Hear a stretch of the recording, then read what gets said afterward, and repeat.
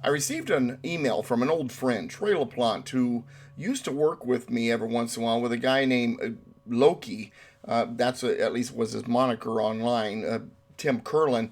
And he asked me my opinion about this idea, this belief system, that the 14th Amendment somehow changed citizenship from that of one's state to a national citizenship, changing us from being a sovereign member of a sovereign state to that of being a national, with a national government. And when he asked me this, my schedule was a little on the crazy side. It wasn't affording me the time to take on such a project. And so, as a constitutionalist, it was always in my mind, and I was aware of the concept being put out there by folks determined that America's history is somehow haunted by numerous conspiracy theories. But I had not really thought about it as much as maybe I should have at that point. Well, Troy, I've thought about it. I've spent some time even looking into a few things, and, well, the answer is a complicated one to say the least. And really, to fully understand if our citizenship went from that of a state to a national system with the 14th Amendment, we need a little bit of context. So let's roll from there.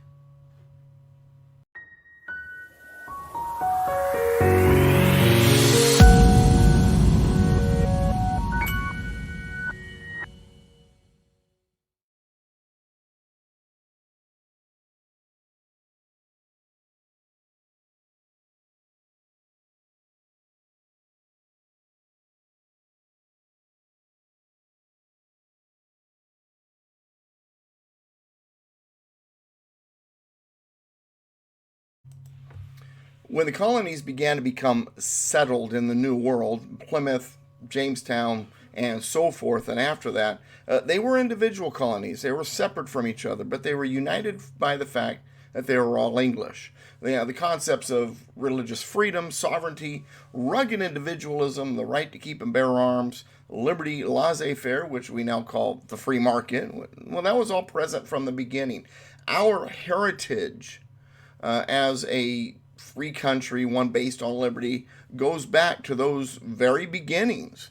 All of the things that we believe to be uniquely American went into place with that. Even when it came to the how the colonies emerged, when it came to the Spanish, they arrived as conquistadors, as invaders, and they were there to create an empire through invasion and through conquest.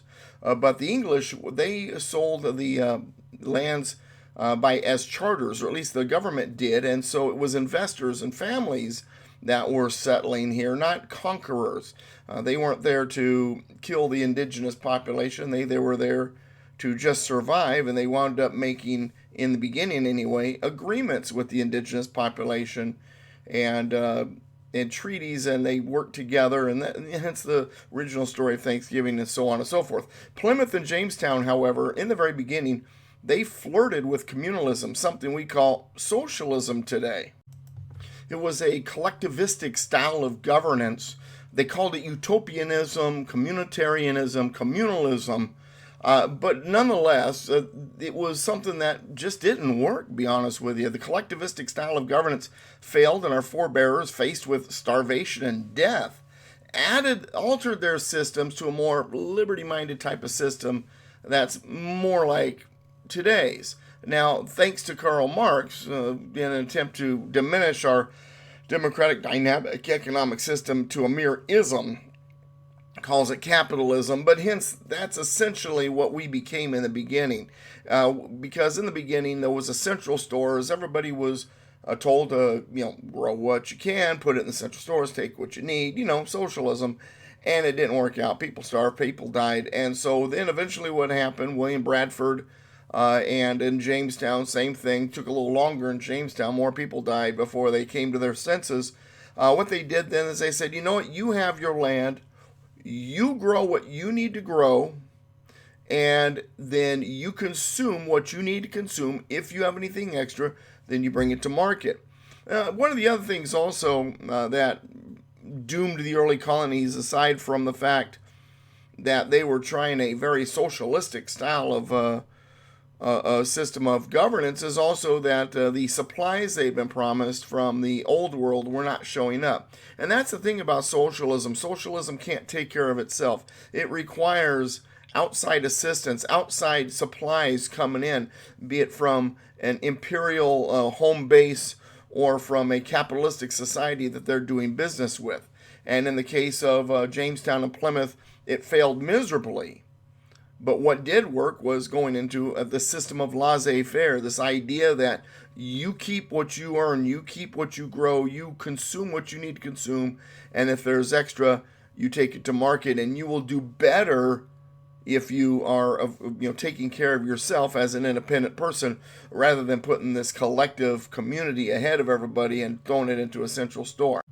So when the United States became a country, we moved away from the tyranny of the old world, and we were determined to be as different as possible, unique, individualistic, without a nobility class or any other privileged class that may lead to the creation of a ruling elite. We aimed at being exceptional, American exceptionalism, and we hear this term a lot, and I know there are those politicians out there that don't necessarily find the Constitution to be a wonderful thing, and they think that American exceptionalism means that we are somehow being arrogant, we're being smug, that we are saying that we are somehow so exceptional, we're better than everybody else. And that's not what it means. That's not what it is meant to mean. American exceptionalism is not smugness or arrogance. It's a term that means that we are unique. We are, well, an exception to the rule. And that was the goal, to be as different from Europe as possible, to do things in a manner that was not like the monarchies in any way. And even as colonies under the iron thumb, the iron fist of the British Empire, we sought to do things different, and we kind of had to, because the land was different than anything else that man had experienced. There was this frontier, there was a native population, there was other challenges that went with being a part of this new system in the new world. A part of our exceptionalism is that America was determined to do away with the idea of a monarchy on our shores, or at least ultimately that was the plan as we moved towards independence.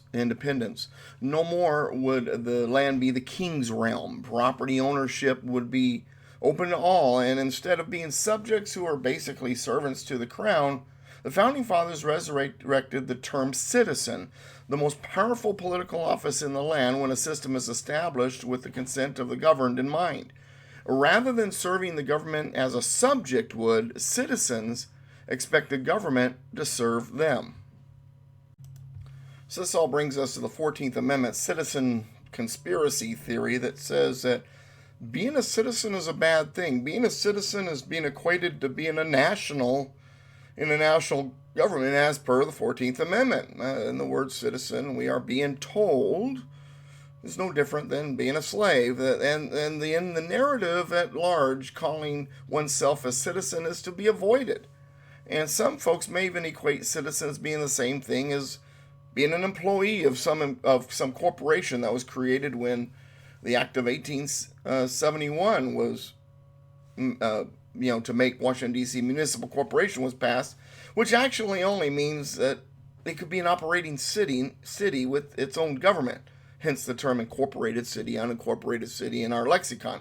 Yes, there's many words in the English language that, mean different things. Incorporation being one of those words that means more than one thing. But anyway, so we are slaves to a corporation called the United States of America. We are told by these persons with United States is in all caps in place of the name, and except that that's not necessarily the case. Congress has no authority to make Washington, D.C., or the United States of America, for that matter, a corporation. So a mere piece of legislation would not accomplish such a thing. And there are other reasons behind why Washington, D.C. was incorporated. And the number one reason being that according to Article 1, Section 8, the area was only supposed to be the seat of government, which means it was to have no permanent resident population. And the number two reason was to give those residents, the ones that, weren't supposed to be there, the opportunity to self-rule at the city level. What had happened was, you got to look back in history. Once again, context is the key here. and we've got a black population that's forming in Washington, D.C. because of slaves escaping from the southern states heading north.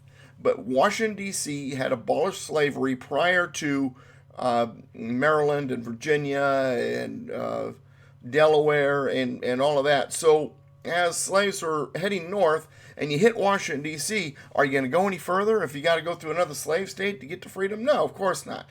And even though the Washington, D.C. district, the federal district that it was, the seat of government, wasn't necessarily supposed to have citizens, or residents, should I say, the politicians there weren't too upset about it.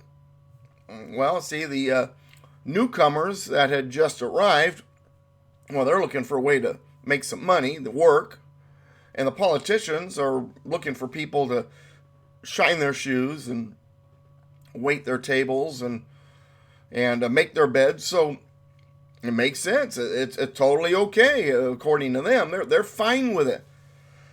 So you have this population that's forming in Washington, D.C. that's not really supposed to be there, but everybody seems to be okay with it. And so after the war between the states, everybody's like, well, wait a second. Now we've got this population that's not supposed to be here. What do we do? Well, let's take the town of Washington, the town of Georgetown, and have them lose their charter, remove themselves from the states of Maryland or Virginia, whichever they were in, and be incorporated into what's already Washington, D.C., to make Washington, D.C. bigger, make it a city. So you have the seat of government, that 10-mile square area. Then you got the city of Washington, D.C., which is not a part of any state. According to the Act of 1871, it is allowed to have its own government.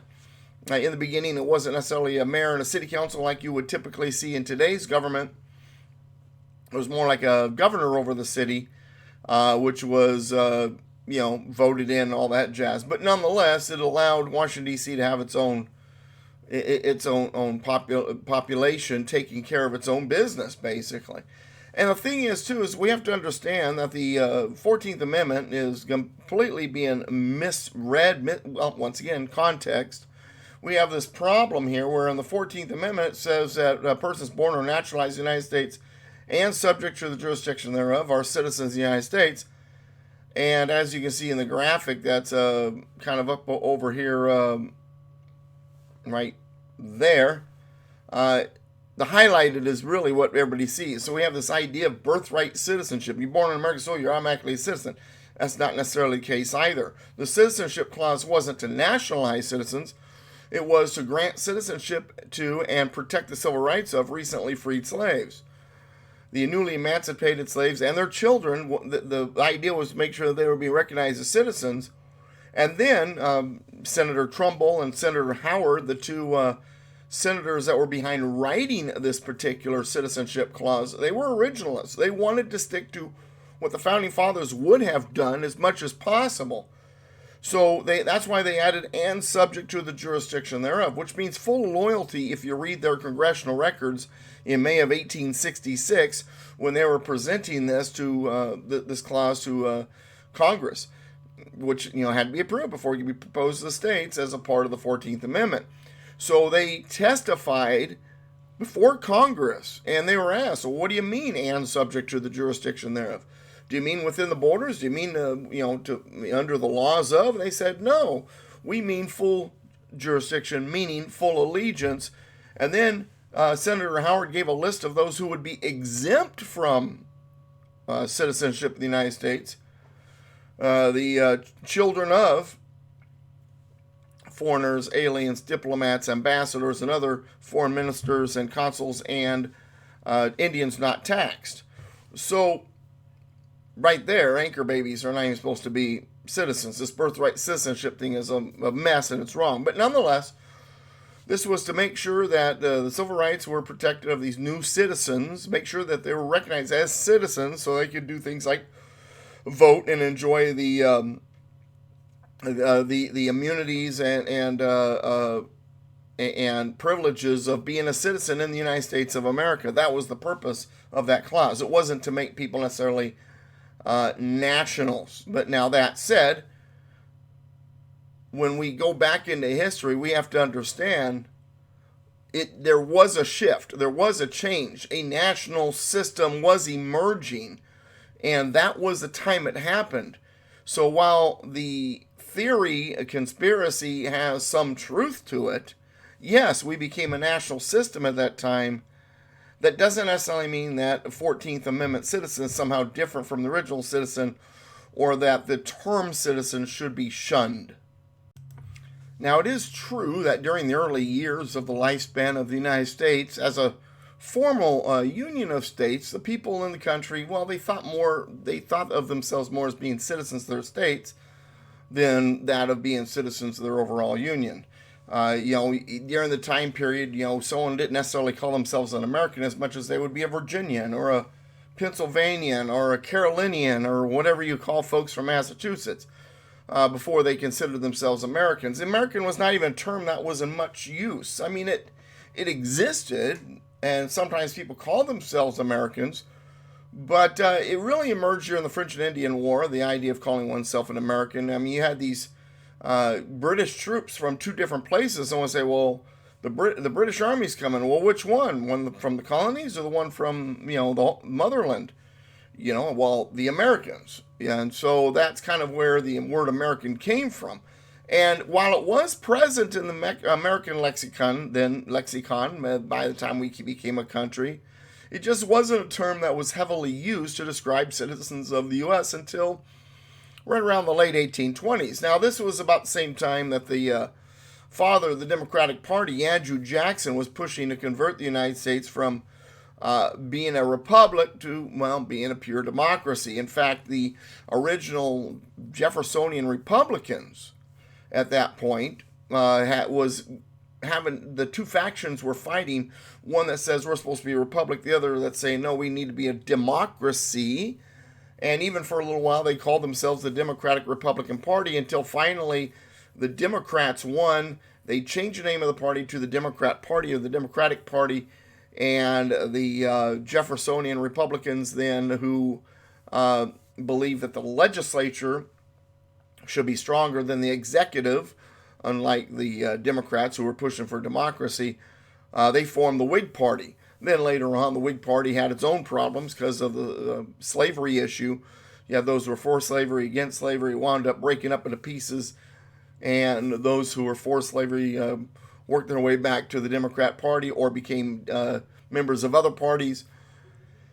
And in 1854, the Republican Party, the GOP, the one that we have today, was formed. And that was the Jeffersonian Republicans, basically, or those who believe we should be a republic, but were against slavery, wanted to either abolish slavery or contain slavery. In the case of Abraham Lincoln, contain slavery, and that became the Republican Party that we now have today. But really, for the most part, people consider themselves citizens of their own states, even well into the war between the states period. I mean, folks have pretty much considered themselves citizens of their states, and their states were in turn citizens of the Union. I mean, even today.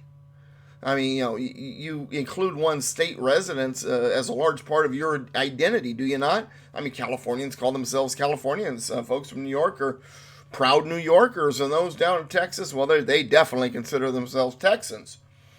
And so, sure, we are Americans too, but our connection to a state of the Union continues to this day, and it continues to be a valued part of our identity as Americans. And early on, that connection was even deeper. It was stronger. Now, this is not to say that the concept of being an American citizen did not exist at all. From a legal standpoint, citizen existed, and it was accepted as being a part of the American experience. Two clues regarding that fact traces back to the Immigration and Naturalization Act of 1790 and Article 2 of the United States Constitution. So when it came to the Immigration and Naturalization Act of 1790, which was really the first immigration legislation at that point, one of the things that is pointed out by people is two things. Number one, it required a residency of 2 years in order for you to have the opportunity to apply for citizenship. And secondly, what it did is it said that you need to be white. While there were black free people in the United States at that point. And in fact, New Jersey's state constitution, which had been ratified by the state in 1776, if I remember properly, indicated that women and free blacks would be allowed to vote. But nonetheless, there was a growing sentiment that if black immigrants came in, that because of the problem with slavery, they may not be treated fairly. So it wasn't necessarily being racist as much as it was to indicate, these folks probably don't need to be coming in this country because of the condition. Now that said, the big concern also was that we had the Tories, and the Tories were British loyalists. They believed that the war was wrong, that they should still be a part of the British Empire, and the Tories sought to sabotage the new government. And so, and when it came to a Tory, one parent of Tory tended to be a British citizen or born on British soil in the old world. And so a lot of these laws were also to protect the new states, the new United States, against this Tory threat. Now, when the Immigration Naturalization Act of 1790 came out, it changed the residency from 2 years to 5 years. It made it even longer. It made a few other adjustments. And then the Alien and Sedition Act of 1798, which included actually outlawing you speaking out against the United States government. Once again, they claimed, the Adams administration claimed that was to guard against the Tories, but nonetheless, it also put even more strict guidelines on immigration. At the time, when it came to immigration, for the most part, they were only willing to accept the best and the brightest. They wanted America to improve, not become a place where people who had no skills were going to just to escape, whatever they were escaping. They wanted the people to add to the flavor of the stew when it came to, what was going on in the United States. Article 2, Section 1 of the United States Constitution reads that no person except a natural-born citizen or a citizen of the United States at the time of the adoption of this Constitution shall be eligible to the office of President. So right there in the Constitution, we have a clause that says that there were citizens of the United States long before the 14th Amendment. People weren't just citizens of their states. No person except a natural-born citizen or a citizen of the United States at the time of the adoption of the Constitution shall be eligible to the office of President. So there were citizens. Now, that said, there was a difference between the two types of citizenry, natural-born citizen or a citizen of the United States. The word "or" tells us there's a difference between the two. To be a natural-born citizen is not the same as just being a citizen. Otherwise, they wouldn't have an "or" there. And what it was is, if you read Vattel's Law of Nations, which was the legal definitions of the time, these particular resources were on the floor at the Constitutional Convention in 1787 during the 4+ months of debate. 2 copies brought by Benjamin Franklin, one copy brought by George Washington. And in Vattel's Law of Nations, along with the Immigration and Naturalization Act of 1790, and 5 cases of dicta by Chief Justices of the United States throughout history since Constitution, and as late as 1875 with Happersett, Minor versus Happersett. The definition of a natural-born citizen is a child born of 2 citizen parents. Both parents need to be citizens, not necessarily born citizens, just citizens, naturalized citizen in one way or another at the time of the birth of the child. This was to guard against, disloyalty. We wanted, because remember, when you become a citizen, you renounce, or at least you're supposed to. Dual citizenship, I think, would drive the founders nuts. But you renounce your allegiance to whatever country you're from when you become a citizen. Well, if you've renounced your citizenship and both parents are citizens at the time of the child's birth, even if it's just naturalized citizens, then the child is likely going to be, taught the American way and have loyalty to the United States and so on and so forth.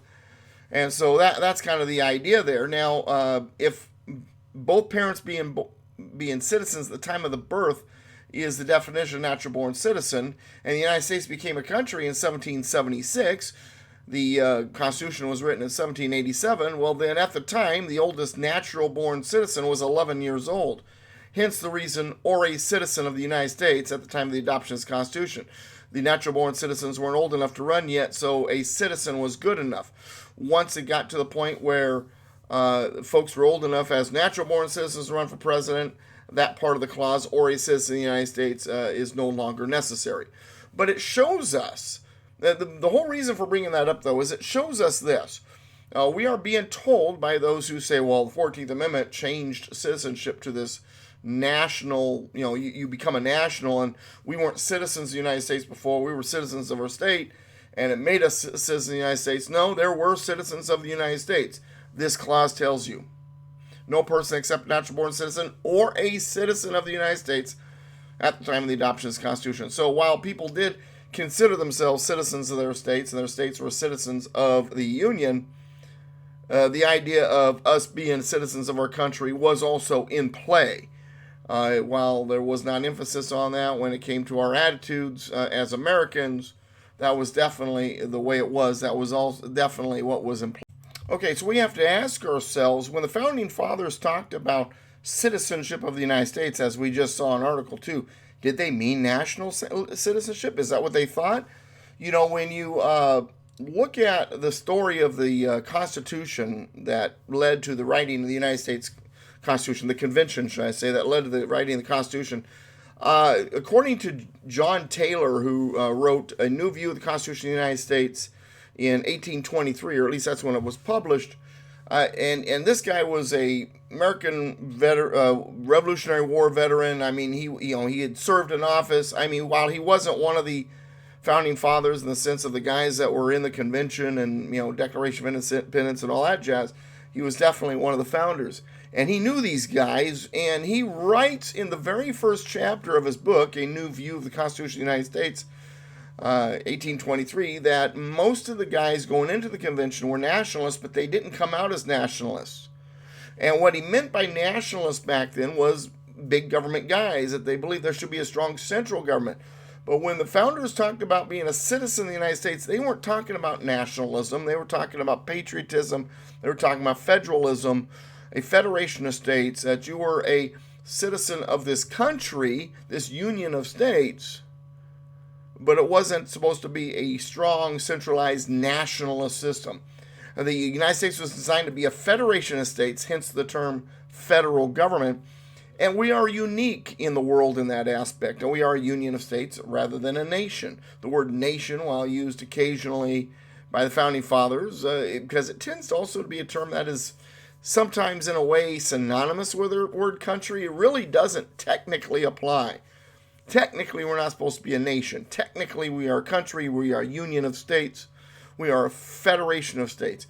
Or at least, the word nation wasn't really supposed to be that much involved in the description of the United States in the beginning.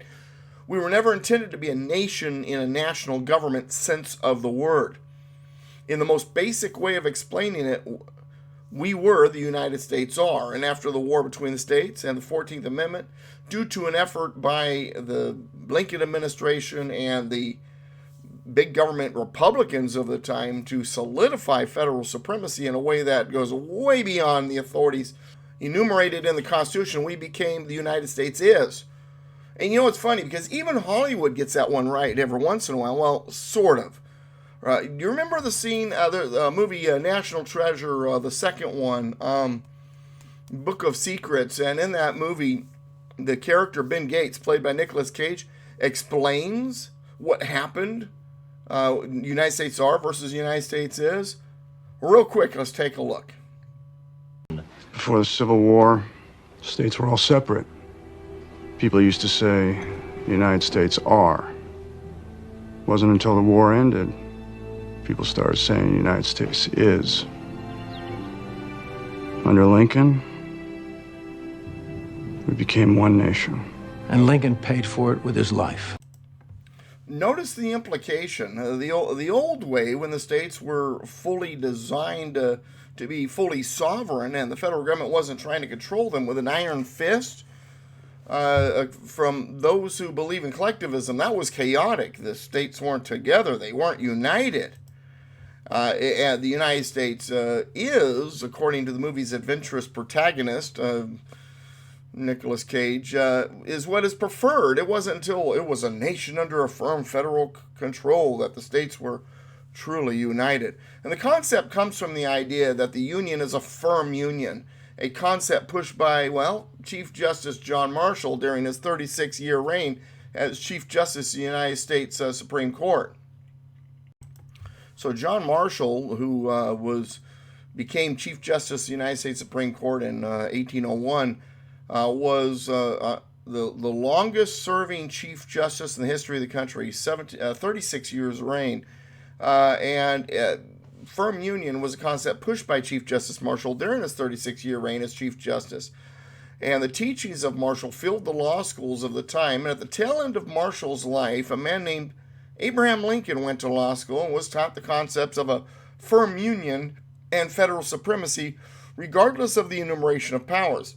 In other words, Abraham Lincoln went into the presidency having been taught that the Union was a firm union, not a voluntary union. The states could not secede, that was somehow illegal, even though secession was something recognized in the Founding Fathers, and that the federal government was supreme, and the federal government could use military force if necessary to keep states from taking off from the Union. And so this is, not that I'm trying to let Abraham Lincoln off the hook, but he was a product of his environment. And he went to law school and he learned these concepts of the firm union and federal supremacy, regardless of the enumeration of powers. So based on his education, Lincoln believed the Union was a firm one, and that the Union must be held together no matter the cost, and no matter the technique to do so, even if it meant using military occupation against the southern states who had seceded from the Union in an attempt to flee the growing tyranny of federal supremacism. So the act of northern aggression against the departing states of the Confederacy, well, it led to a war. And by the end of the bloody conflict, a total of about 1.5 million casualties, somewhere between 600,000 and 750,000, different people say, 750,000 of them being troops, spilled their blood on the ground during this war, really over this ridiculous idea that we should be a national system, that federal supremacy should control everything, and the states should not be able to escape the contract, the United States Constitution, if they believe it's being breached.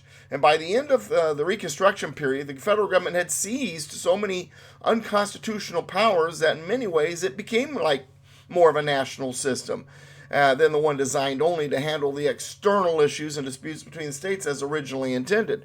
So perhaps not legally, perhaps not as intended by the Founding Fathers, but definitely through a new rising attitude and desire for a strong, centralized ruling class and federal government, we went from a union of states, the United States are, to a national system, the United States is. And the problem is the collectivists, they appreciate that change. Individualism applied at the state level poses a major threat to the centralization of power. And they're trying to turn America into a national system. They want America to have a strong central system rather than the federal union of states as originally intended. The centralized tyranny, well, that works better for their tyrannical agenda. And Europe supported a divided America. A divided America would be weaker. Plus, it would be more beneficial financially to deal with the Confederacy as a different country. There was tariffs, there was the manufacturing. To deal with the Union as a whole, with the tariffs and manufacturing interests of the North and all that, well, it was just better off financially for Europe. Plus, also, Europe had its own reasons, because really when we go back to this idea of a ruling elite, liberty versus a ruling class, this goes all the way back. The idea right now that we see with the globalists and the big government people and, not liking this idea of liberties, this is nothing new. When it comes to even the banking and all of that, it's nothing new. One of the things that America did when we became a country, Article 1, Section 8, says to coin, that Congress would coin the money. We separated ourselves originally from the central banking system in Europe with a missing 13th Amendment, which we'll do on some other video some other time. We also made it so that our lawyers could not be members of the international bar. We wanted to be exceptional, exception to the rule, on our own, not a part of the central system. Well, gosh, Jug, that's horrible. Don't we want to be this firm union that's a part of the global community?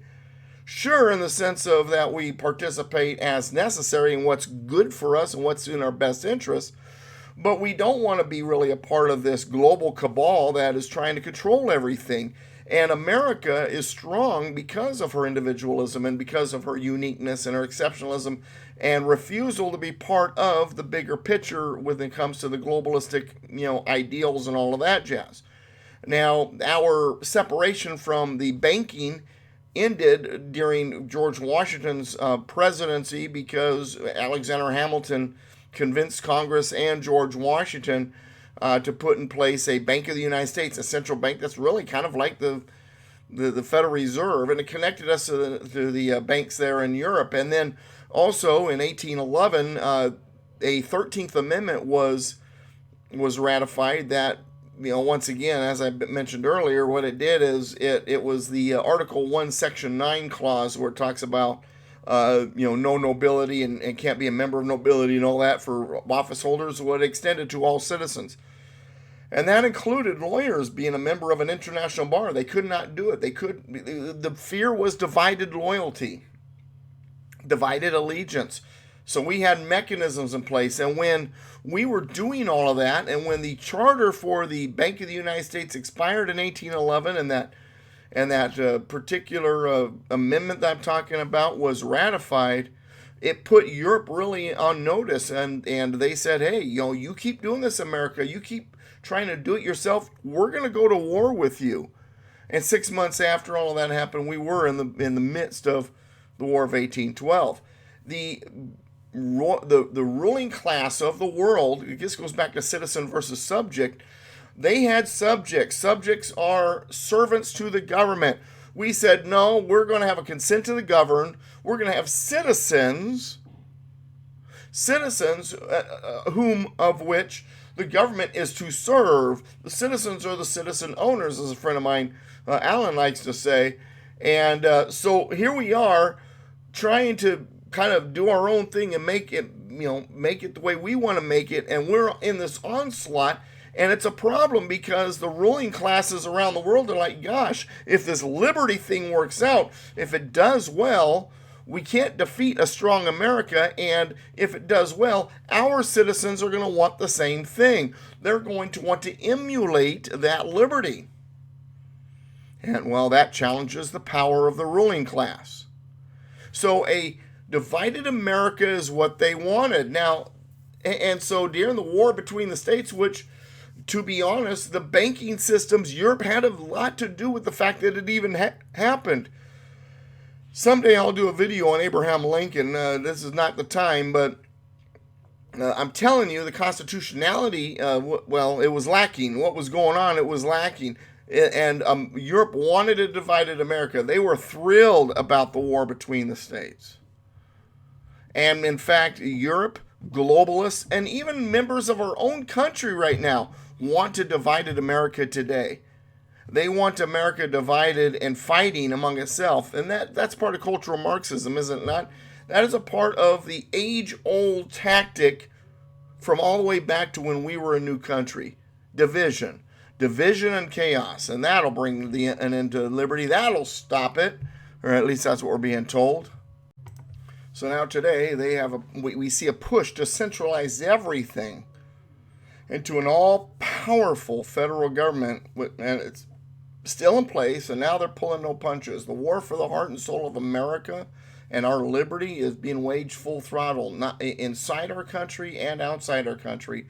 We're being hit by all directions. They want you to be worried. They want you to be concerned. They want you reaching for reasons, for answers, hoping for miracles. And they want you to be teetered off balance, on your heels. They even want you to abandon the idea of being a citizen. They want you to settle for being a subject, a servant of the government. So if they use a psyop to convince you that the word citizen is bad, well, then they're in good shape. That's what they'll do. And they've done so with an argument that citizenship changed with the 14th Amendment. I believe it to be a psyop. I believe it to convince you that citizenship's bad. and that the 14th Amendment, because of what they say it says, you're willing to throw away the title of citizen because through the PSYOP, they have convinced you that citizen means slavery, that it means employee, that means you're stuck under the control of a massive national government, and there's nothing you can do. And I'm here to tell you that citizen is a good thing. That citizen of the United States of America is a good thing. The Founding Fathers recognized themselves as also being citizens of the United States, and that the term must remain in our lexicon. Because to be a citizen is to be an owner of the government. To be a citizen is to be the holder of the highest political office in our republic. And it's under constant attack by those who wish to turn us into a democracy and then into a socialistic, utopianistic, collectivistic, communist regime. And being a citizen is a key part of who we are as Americans and the way we can stop what's going on. Being a citizen means that as an American citizen, you are part of the greatest political experiment in history. That when it's not under attack by the hard left loons, it works pretty darn well. And to be a citizen, we don't need to just toss the title because we're convinced by a hard left psyop that it means we are enslaved or employee.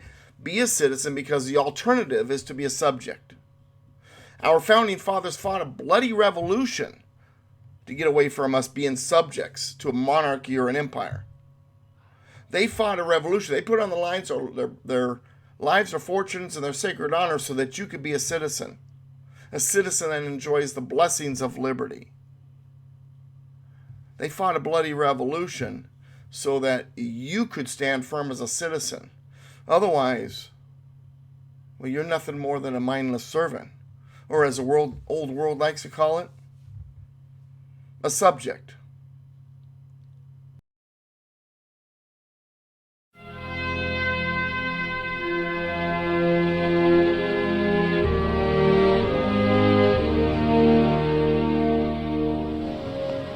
"180 years of searching, and I'm 3 feet away. Of all the words written here about freedom, there's a line that's at the heart of all the others. But when a long train of abuses and usurpations, pursuing invariably the same object, evinces a design to reduce them under absolute despotism, it is their right, it is their duty to throw off such government and provide new guards for their future security." People don't talk that way anymore. Beautiful. Huh. No idea what you said. It means if there's something wrong, those who have the ability to take action have the responsibility to take action.